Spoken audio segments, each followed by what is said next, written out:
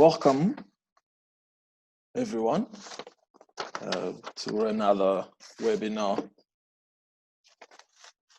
And today we will be discussing the growing practice of rapid evaluations in Africa. And we will be looking particularly at some of the government experiences around rapid evaluations.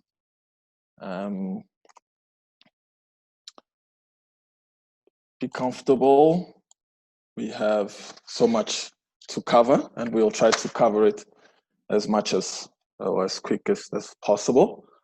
I'd like to go through some house rules, and just to say that please keep yourselves muted at all times. Keep your videos off at all times. We will have a question and answer session. This is after all our presenters have presented, and all questions are welcome. Please put your questions in the chat box, and I will read them out to our participants. So to start off, just a bit of background information as to the interests of Twendembele with as far as rapid evaluations goes. In 2017 and 2019, a research study was done to assess the state of monitoring and evaluations culture in 5 participating countries. These countries included Benin, South Africa, Uganda, Kenya, and Ghana. And the question questions with regards to the timeliness of information was provided to decision makers, and it was asked to more than 462 managers from across the continent, or from these 5 countries rather. And according to one respondent, or according to a respondent, information needed to make key decisions did not come to them on time. And even when it did get to them, it was not relevant anymore. It got to them very late. This suggested then that there was a problem with key evidence being available when needed to decision makers and to make decisions. And this led to Ndembele then to begin an initiative to look at rapid evaluations to plug this kind of gap, and for many other reasons. And to discuss this topic of growing practice of rapid evaluations in Africa, we have, in the format of the presentations, we have Mr. Hercules, who is an evaluator, development consultant, and trainer. He has undertaken 36 evaluations over the last 20 years, more recently, including 2 rapid evaluations, 2 country-level implementation evaluations, capacity development, and evaluation policy development. He worked at the Department of Planning, Monitoring, and Evaluations in South Africa, where he was responsible for some 15 national evaluations, managed capacity building in support of national evaluation systems, and contributed to the take-up of the theory of change in the public sector, including its use in the country medium-term planning system. And then after him, we have Mr. Elias Segla, who is an evaluation specialist, specializing in governance and public management at the Bureau of Evaluations of Public Policy and Analysis of Government Action, also known as BEPAG, in the presidency of the Republic of Benin. He joined the evaluations teams in 2015, where he has developed his expertise in program evaluations, data analysis, qualitative research, strategic and operational management. After him, we have Mr. Kwabena Bokwe, who is a chief director at the Ministry of Monitoring and Evaluations in Ghana. He is a monitoring and evaluations expert with over 20 years experience in the design, implementation of monitoring and evaluations of development policies, program projects in Ghana and across the African continent. He has played an active role in direct role in design, implementation, monitoring, and evaluations of over 50 public sector oriented projects and programs in Africa. Again, welcome to our speakers. Again, I would like to welcome all participants to this webinar. And yeah, I would like to invite Mr. Antonio Hercules to please present, sir. Good afternoon, everyone. It's an honor for me to speak to you online this afternoon. I'd like to start off just by saying that to acknowledge in particular Twende Mbele and the DPME for the work that they basically funded that got me into thinking formally about rapid evaluations. I was asked to do a kind of global literature review on rapid evaluations, and then to use the insights and conclusions to develop a toolkit on rapid evaluations, as well as at the time a draft rapid evaluations guideline to fit into the suite of guidelines that the DPME already had in place, and which has now since been formalized and has been approved. So it's no longer a draft guideline. So I've been asked to speak in general to three questions. What is rapid evaluations? Its advantages and disadvantages, the first question. The second, how does it help to solve our problems? And the third is, what will be the challenges that government faces in trying to do more rapid evaluations? So there's quite a bit that we can say, and I don't have too much time. So I'm going to go quickly to a kind of formal understanding of rapid evaluation. I would say, in essence, though, before we look at the formal definition, that a rapid evaluation is more of an approach than a distinct kind or a type of evaluation, as opposed to, let's say, an implementation evaluation or an economic evaluation. So I see it more as a kind of an approach. In the literature review, one important definition that I came across was that it was defined as an intensive, team-based, qualitative inquiry using triangulation, iterative data analysis, and additional data collection to quickly develop a preliminary understanding from the insider's perspective. So it raises lots of interesting ideas about the concept. It's seen as using, you could say, traditional research kind of approaches and methods, iterative data analysis, which is quite common, and the development of a preliminary understanding, but with a more qualitative inquiry. Now that's interesting because there are other perspectives on the concept of rapid evaluation. In addition to that, in the slides that you've got, is that it can also be undertaken in a kind of combined team approach using both insiders as in the staff of an institution, as well as special evaluation staff or external consultants.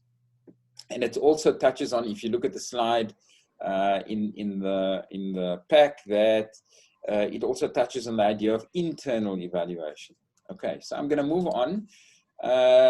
In the DPME's, we'll have to go back to the previous slide. So the DPME's suite of evaluations, they basically have large national level evaluations. They've got sectoral reviews, which is also large and national in orientation. Then they've got, over the last year and a half, 2 years, they've introduced the ideas of reviews and quick performance assessments, as well as rapid evaluations. And they see these not as in competition with the larger, more traditional full-scale evaluations, but more as a complement and perhaps as a forerunner to some of the larger work and the bigger budgets that are required to undertake that work. Okay, so let's move on to perhaps the key idea around rapid evaluation. Sorry, still the previous slide. Is that I would say that the most basic question when it comes to rapid evaluation is that it is a trade-off between completing the evaluation at maximum speed or within the most compressed time frame available. Often there's huge demand, huge pressure from a policymaker or a decision maker, and they want a quick production of evidence.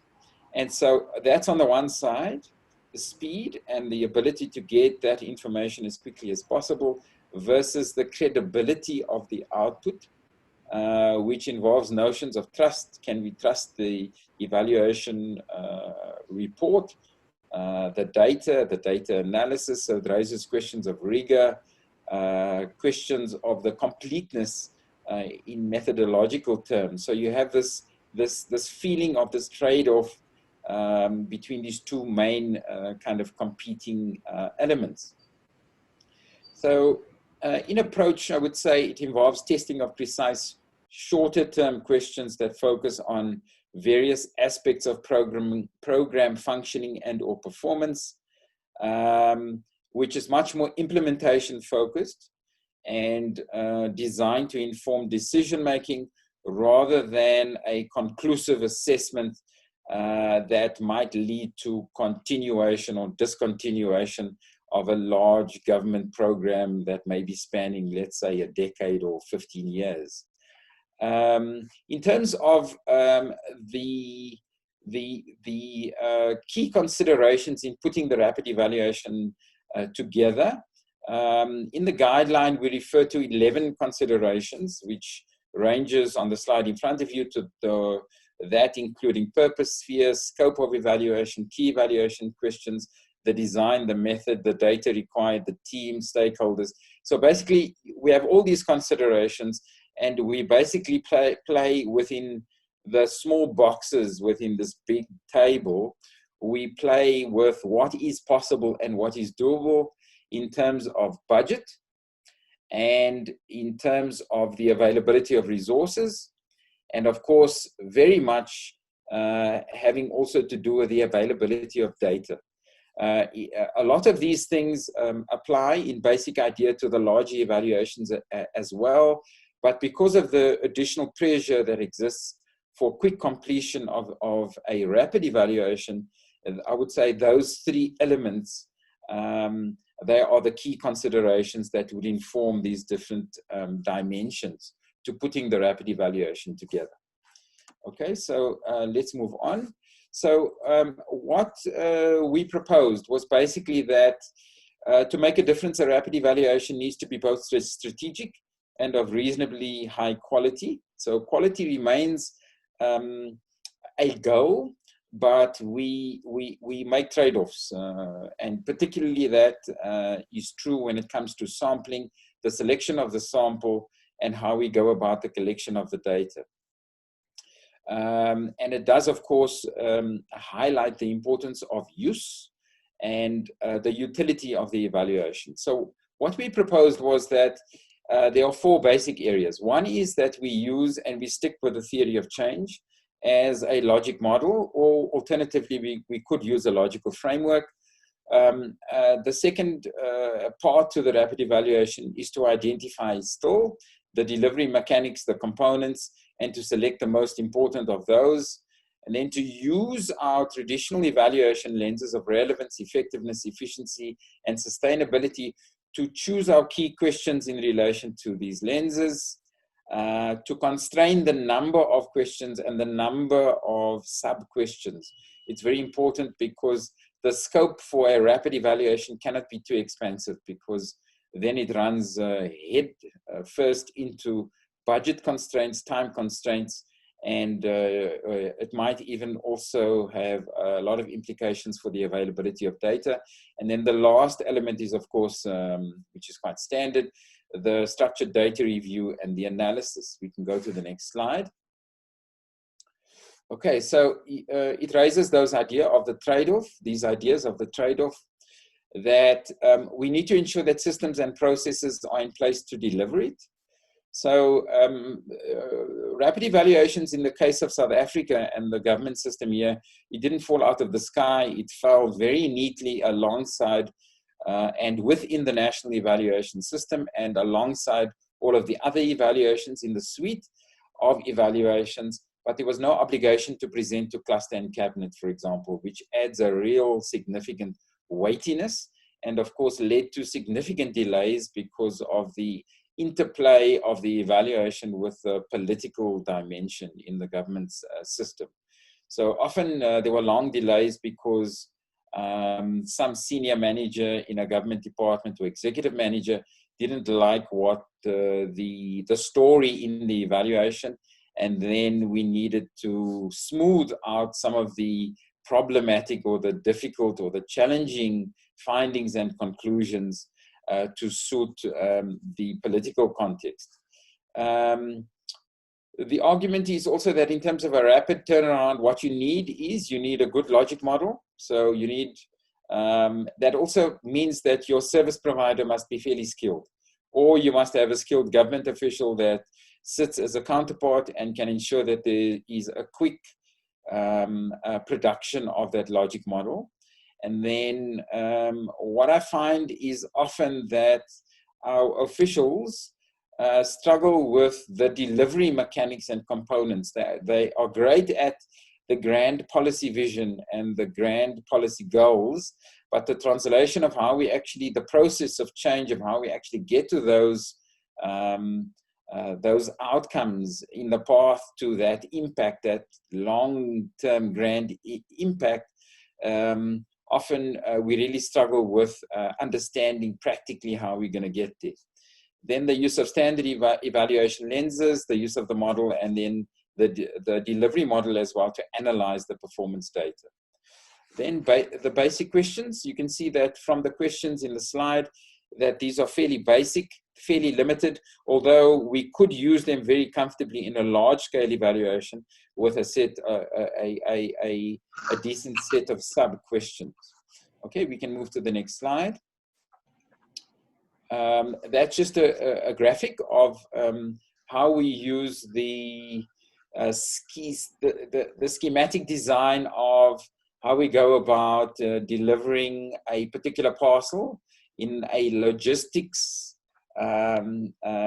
step-by-step process of how we go from placing the order through packing, through processing, through shipping, etc., and how we eventually get to deliver the product. And we can use this idea very much also in terms of policy delivery, how we go about from initial design and this vision and the step-by-step process that we get to actually deliver perhaps real houses or sanitation or a school nutrition project, etc. How does rapid evaluation solve our problems? Well, I would say evaluations don't really solve our problems. I would say good managers and skilled professionals in the public service from a government perspective, and perhaps some good consultants to support, they actually help to solve our problems. But what evaluations, of course, do is they give us evidence, and as long as the evidence is good and sound and credible, then it can help to solve our problems. But there, of course, also there are specific problems that we are dealing with now. One is the COVID context, which has put huge pressure on the fiscal environment and on governments to, in our case, we've even had to go about with a begging bowl and acquire an IMF loan in order to help address the new set of problems brought on by COVID. But in addition to that, the cutting of budgets, the reprioritization of budgets, and in some way the reduction in priority given to evaluations, and therefore by implication a removal of some of the spending, or at least cutting those budgets. So what rapid evaluations does is it gives us an ability to undertake a quick process of inquiry, as credible as possible, as scientific as possible. To give an example about credibility and scientific, on a 2020 rapid evaluation for the DPME, which we made an assessment of the value and the effect of evaluation training provided by the government, by the DPME across the public service, together with its partners from 2012 to 2018. We employed the services of an actuary, which is a really high-end statistician, and they did basically all of the high-end statistical analysis at budget cost, because the entire evaluation with 100% sample, because of online, which gives us new means to access in terms of sampling, I believe, certainly. We were able to attempt 100% sample, and we got a fairly good response rate for an online survey of something like between 10 and 11%.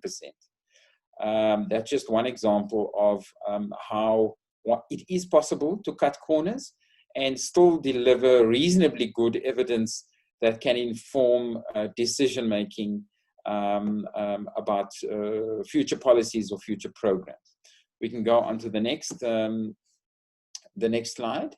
So the last slide actually deals, I'm not going to focus on the, because of time, I'm not going to look at the definition of evaluation quality. I'm going to go to the next slide. Thank you. Next slide. That's it. So for a rapid evaluation to be useful and to be a successful rapid evaluation, it must be able to convincingly answer at least some of the following 5 questions. Did it deliver value? What actual evidence was produced that didn't exist before and that wasn't accessible before? How was the rapid evaluation actually used? Did the evidence arrive on time? Was it credible? So that raises the question of methodology, sampling design, etc. And the type of evaluation outputs that might be working for different audiences, and how we can improve that for future rapid evaluations. So I would say that perhaps some of the major challenges that governments are facing in trying to do more rapid evaluations, obviously budget, linked to that, the commissioning now of external evaluations would be, of course, more difficult. Getting on board expert evaluators at a reasonable price, linked to budget, and then making sure that there is the right mix of skills within the public service amongst officials, because there is an increase in the demand on the skills of public servants to actually contribute and participate in rapid evaluations in order to produce a product of value by the end of it. Sorry, I believe someone wanted to come in. No, carry on. No, okay. So, yeah, so basically, in terms of the presentation, those are the key points that I wanted to make. I'm willing, of course, to have lots of questions and answers a little bit later. Thank you. Thank you very much, Antonio. I do realize that you can speak very extensively to this topic, and the 10 minutes that we allocated to you was not enough. But thank you for indulging us in that. Very quickly, I would like to remind all our participants to please remain muted at all times. We'd like to make the audio available to those who were not able to join us, and the sound disruption does affect the quality.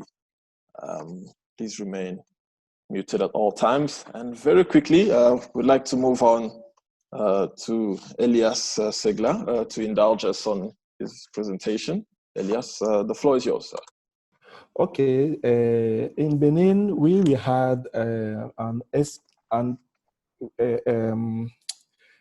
we are starting an experience with the rapid evaluation as a new tool. We are just adapting. We are still adapting it, and we had a training on that tool so that we can appropriate it and take it under control, so that we start responding to demands on rapid um,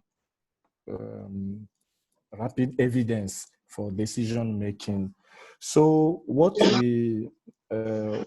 my presentation will just focus on how we adapt and how we went through the training and the insights into capacity development needs for rapid evaluation.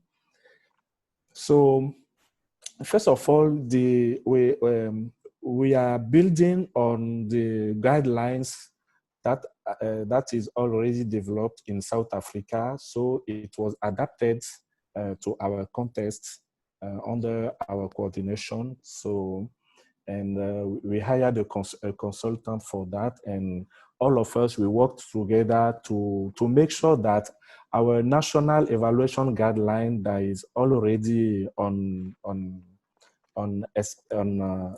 implementation, we make sure that the new tool that is rapid evaluation is contextualized and is put in coherence with our national guideline.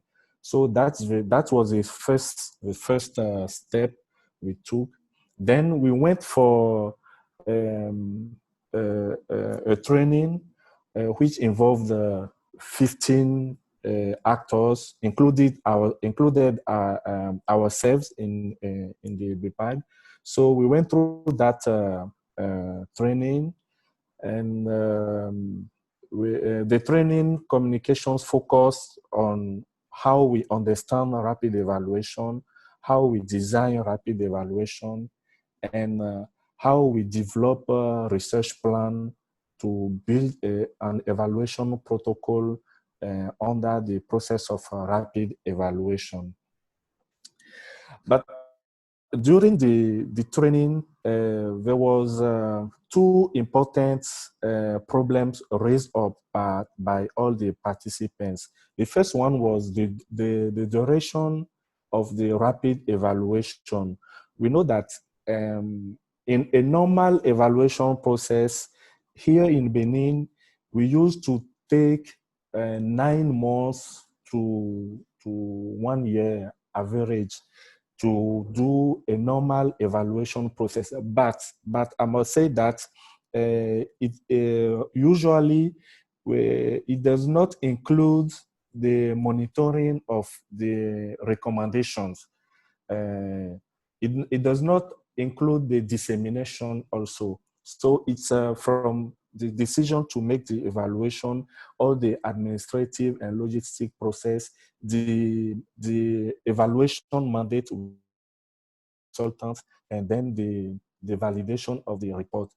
So due to all the administrative constraints, the evaluation used to last from an average 9 months to 1 year. So we have now with this new tool to be more speed, more short in how we undertake evaluation. So for now, we have agreed that we can consider 6 to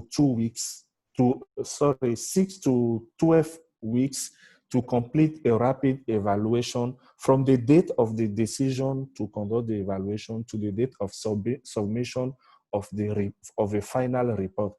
I saw quickly a question from Jan, who is asking how do we include the next steps, which are also important: dissemination and the monitoring of how the recommendations are implemented. So we are still in the thinking to that.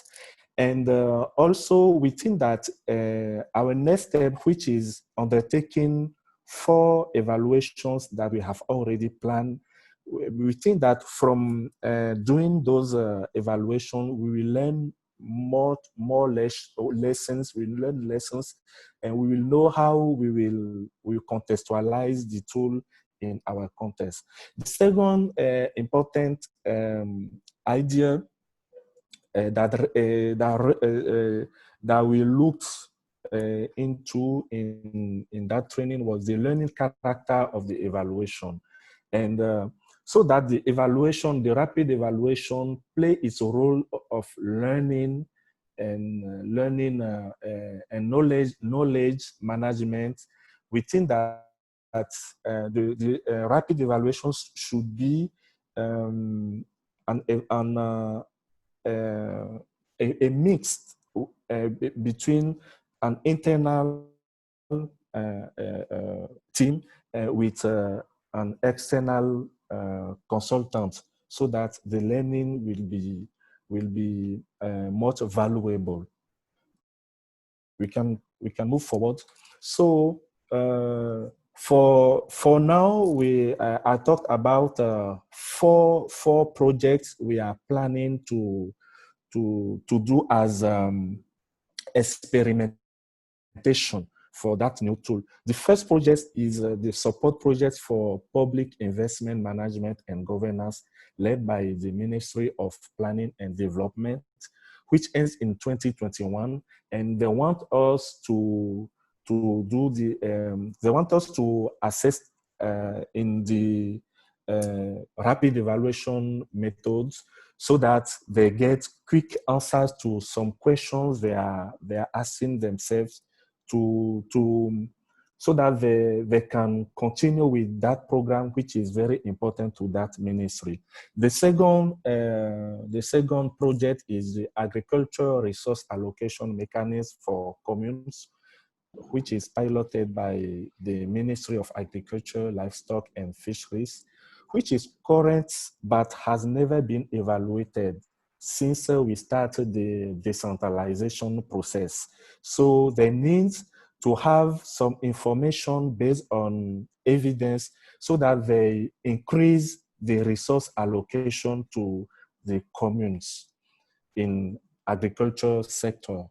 And the third project is a project for the construction, rehabilitation, and equipment of technical education and vocational training infrastructure, led by the Ministry of Technical Education and Vocational Training, which is scheduled to end in 2015, but it is still ongoing. So we can see that there is a problem for a project that is supposed to end 5 years ago, but is still ongoing. So we need to undertake a rapid evaluation, so that they see what is not going right in that project, so that they take quick decision.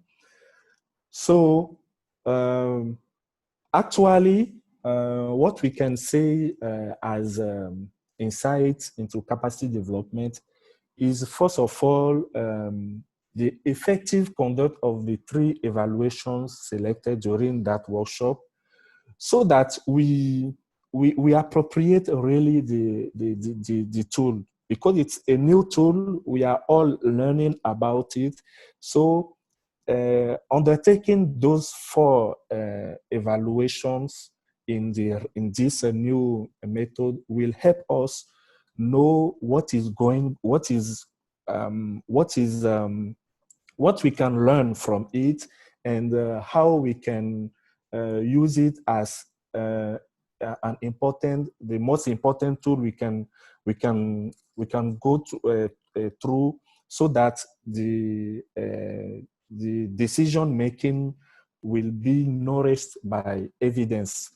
So we need to go through those 4 evaluations. I was talking about the 3 we decided to go for during the workshop, but in addition to this, BPAG is undertaking a rapid evaluation of the effects of COVID-19 in the informal sector. So that make it 4 rapid evaluations we are we are going to undertake. And from that, we really know what we can learn about this new tool. But we are very excited because we think that it will improve our way to do evaluations, our way to get used to evidence and to improve our national evaluation system.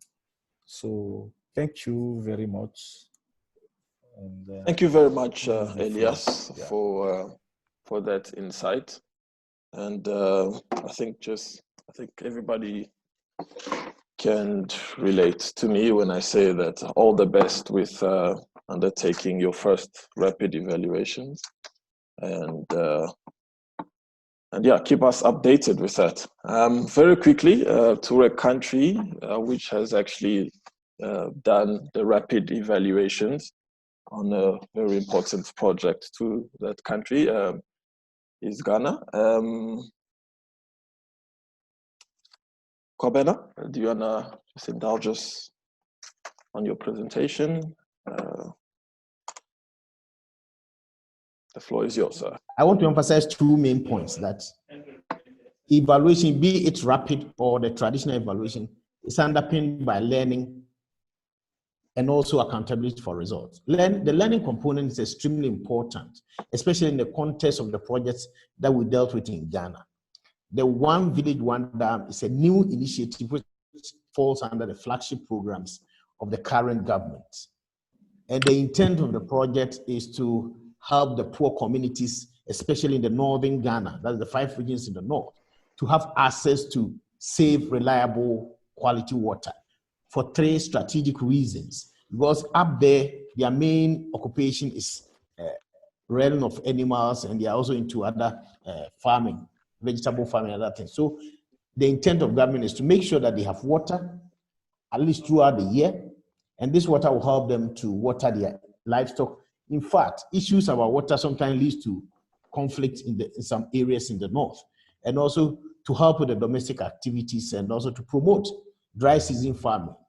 We have migration of people from the north to the south, especially during the dry season. One of the strategies is that if this works very well, then it means that the people, especially the youth up there, will have something to keep them. The project we evaluated is a new intervention. And since it's a new intervention, it was extremely important, or continues to be relevant, that we continue to learn based on the assumptions that underpin the design to see whether it's valid or things are changing. It was a dynamic environment. So the evaluation, the rapid evaluation, looked mainly at 5 sub-areas. First, to understand the progress of implementation. Here I'm talking about the construction of the dams itself, which is expected to generate the benefit, and also begin to understand, is it generating the expected benefits, areas that if completed. Try to identify implementation challenges and issues that will require attention of the implementing ministries as well as cabinet, because the whole idea is that cabinet also has to get involved in order to ensure that they provide the needed support, especially at the strategic level. And one of the requirements of the study was also to make recommendations as to how they can enhance implementation, collaboration, and coordination with the beneficiaries, because there are 3-tier institutional arrangement. There's the ministry that is coordinating. They've now established development authorities, and there are the district assemblies that manage the locality, and finally there's also the beneficiary. So it's a multi-stakeholder arrangement. So there's always the need to understand how they are working together. So the evaluation look at these 4 main areas. And given the fact that time is of essence in this without compromising quality, the intent was to make sure that we are able to get this information, especially for the ministry leading the implementation, in order to ensure that they are moving in the right direction, they are moving along with the right people, and they are generating the expected benefits. So that was the objective. Can you kindly move to the next one? The evaluation, this is the first of the rapid evaluation, but I must say it was exciting, and it's generated a lot of excitement. As we speak, we are initiating another one, which is on the one district, one factory. The excitement was that because the process was participatory, because it was initiated by the Ministry of Monetary Evaluation in collaboration with the ministry that's implementing and other relevant stakeholders. And because we went through the theory of change together, it created a lot of excitement, a clearer and shared understanding among the stakeholders as to the processes from the beginning to the end. And this was one of the key challenges, because trying to get all the stakeholders to have a common understanding at the beginning was one of the interesting things, because we did not want to leave anybody behind. We did not want them to see us as external institutions trying to police what they do. For us, the value of the process is they own it, that's early buy-in and using the information even before the process ends. And that is exactly what has happened, because some of the findings, some of the engagements, clearly the ministry has started doing that. I want to emphasize three main lessons here. The rapid evaluation has served or continues to serve as an important source of generating timely evidence that feeds into decision making.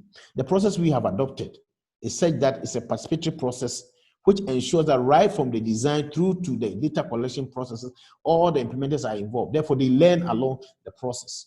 It's also serving as a conduit for skills transfer.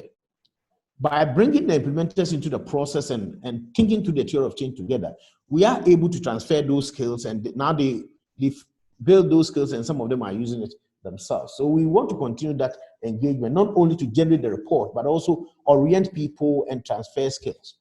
It is also contributing to this whole idea which underpins to this work of promoting evaluation culture or M&A culture across the continent, and for this matter, I'll say Ghana.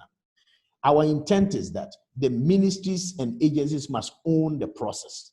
We must come to a point where they know and appreciate the relevance, and they themselves put evaluations on their annual programs, and then they can call on us for technical support.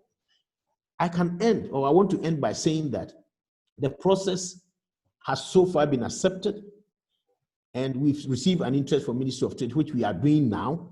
And we anticipate that in the coming years, we'll be doing more. We'll have about 16 government priority programs. We want to run through all of them to promote learning and also to promote accountability for results. Thank you very much. Thank you very much, Kwabena.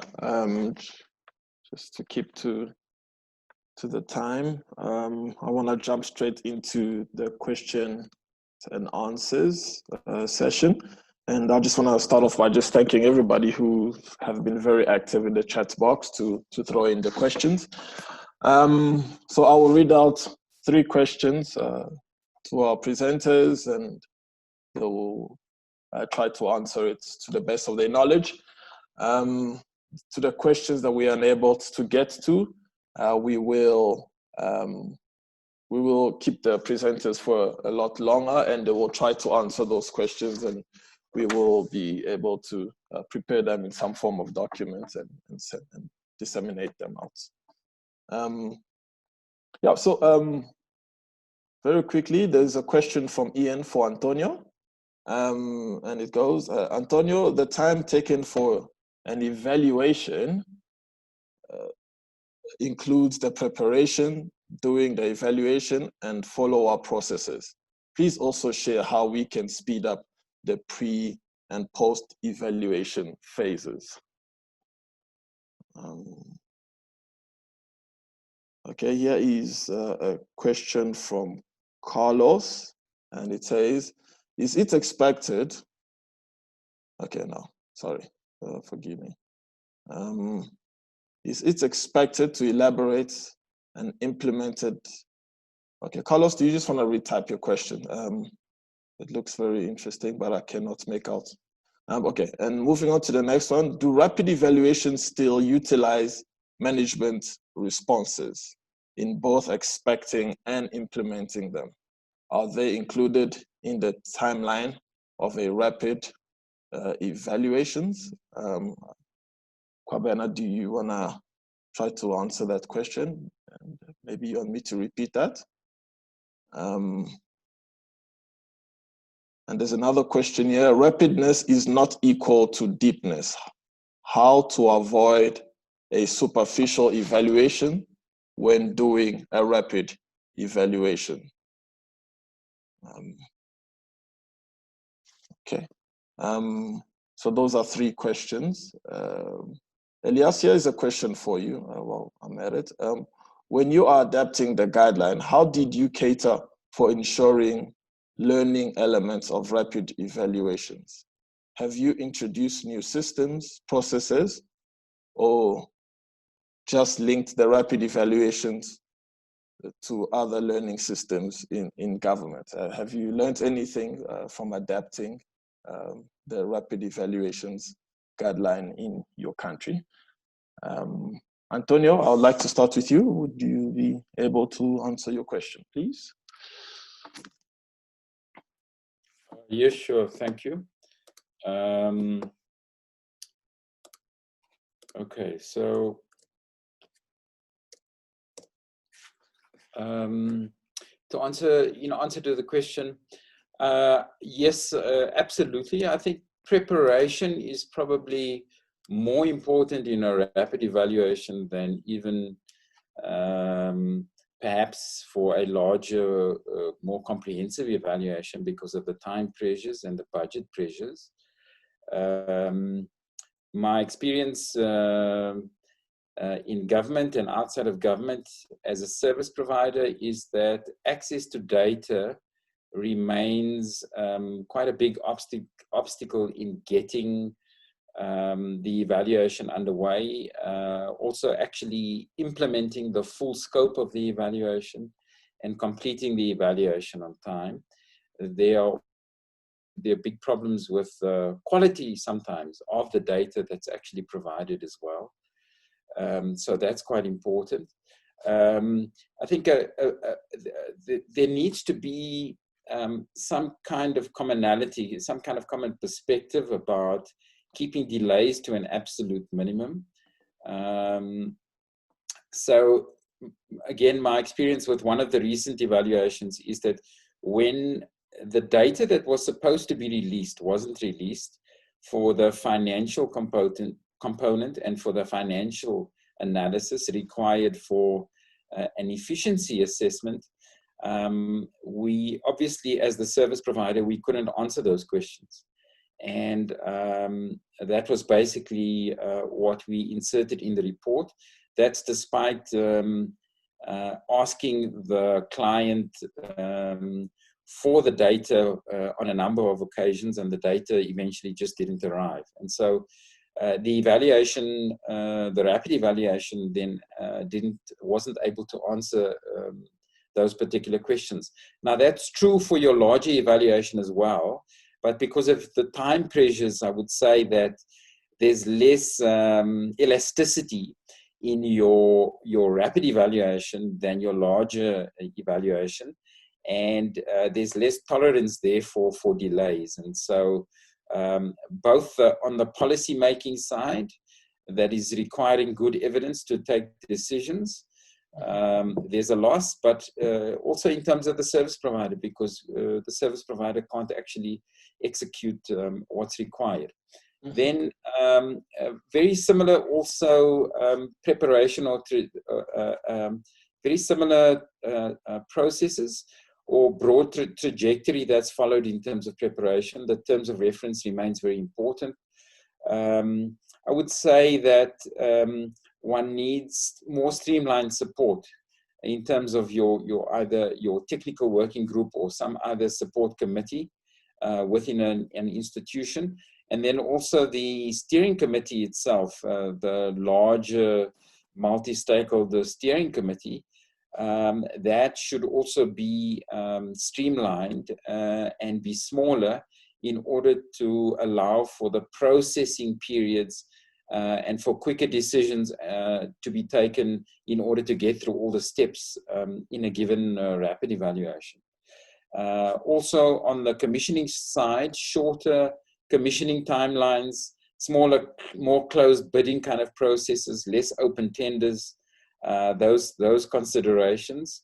And then to come back to emphasize the data preparation being quite essential, that the evaluation managers understand the importance of making sure that the data is actually there, because that's a perennial weakness.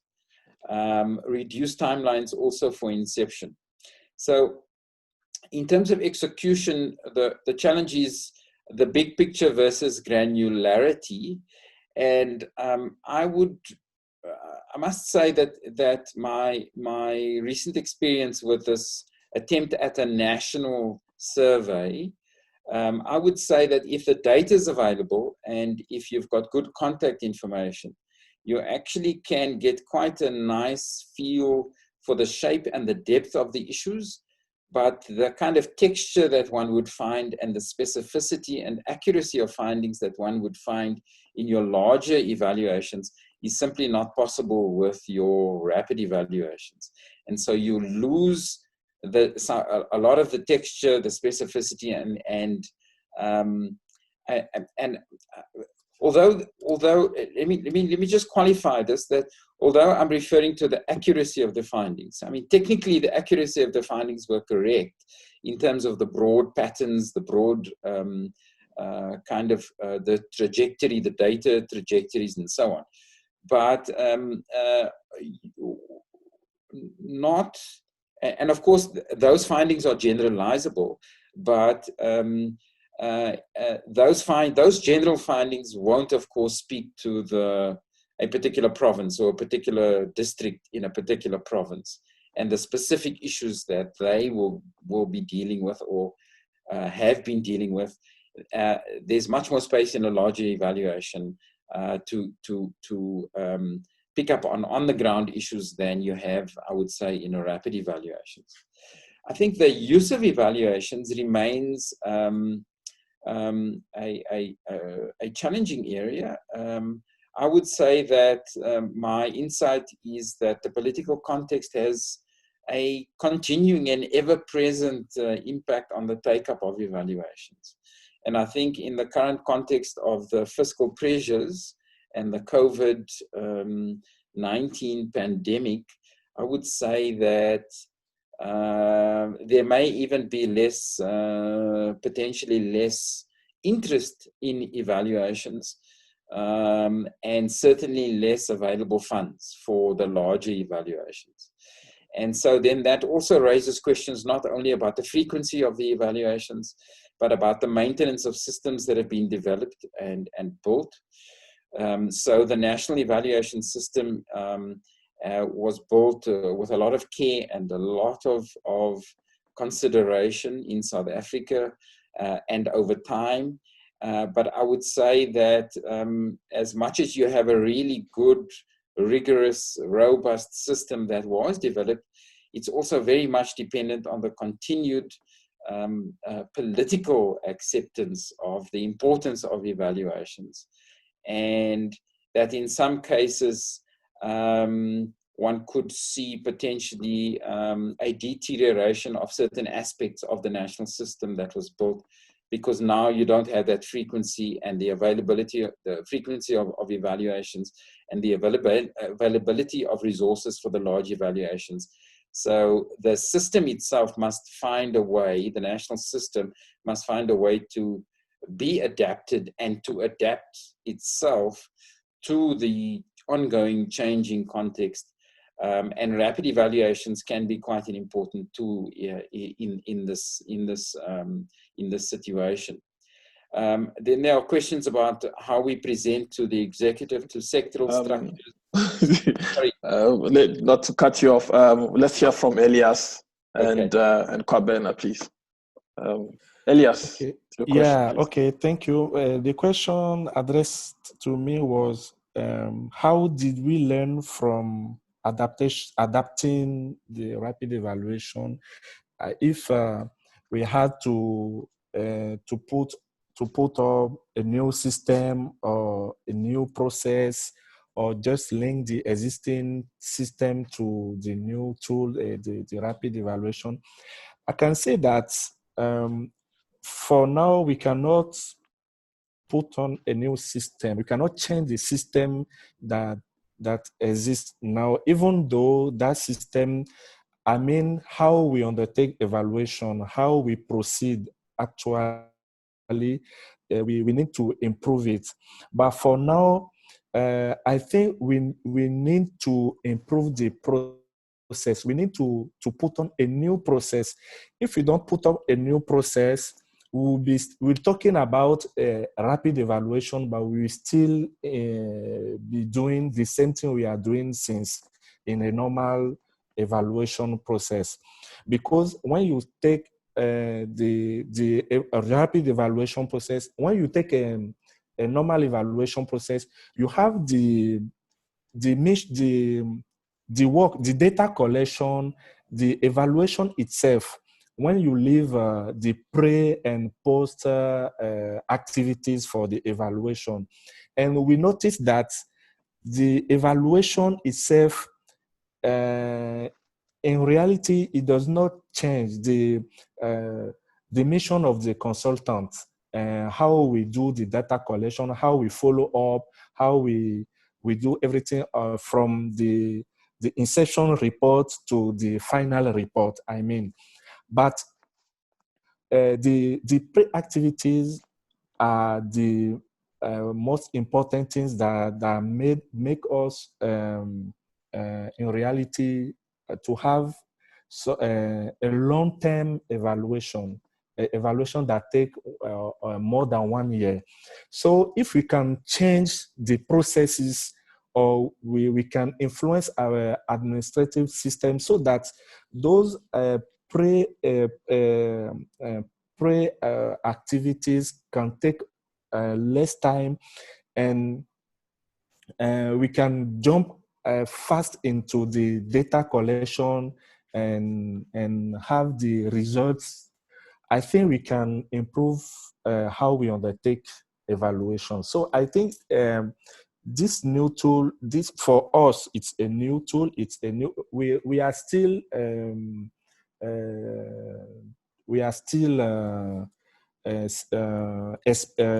an experience. So we cannot say, we cannot for now, we cannot take jump into rapid conclusions. I think we should wait for a while so that we undertake at least 1 or 2 evaluations so that we see what works and what is not working, and we will now improve and bring in new processes and even maybe change the system, especially procurements and so and so. So I don't know if I think that answers it. Okay. Okay. Kwabena, to your question. Let me make three main points out of these questions. There was a question about the relationship between the generic, if I may use the word, generic evaluation and rapid evaluation. Yes. What we know, I must say that they complement one another. We should not look at them as one taking over the other. We all know that the reality we face is inadequate funding, and the importance of evidence cannot be overlooked. So what we must all work towards is how best can we use the tool as and when it's necessary. I'm not talking about the sequencing, but it's extremely important that we continue to find out how we can leverage this rapid evaluation to bridge the evidence gap. Number 2, there are questions around compromising quality. My point here is that clarity of the objective of the evaluation, be it rapid or normal evaluation, is extremely important. And staying faithful with the objectives in terms of developing the instrument, the methodology and the instrument. So if we can hold ourselves faithful to what we seek to achieve by being clear about what is it, I think the end product will not be compromised. And lastly, let me say that rapid evaluation is critically important as it helps us to navigate the real challenges that African countries are facing, challenges about resources, challenges about time. If we are able to negotiate very well and plan extremely well at the beginning, we will be able to deliver and we will change the dynamics of evaluation on the continent. Thank you. Thank you very much, Kwabena, for keeping it short.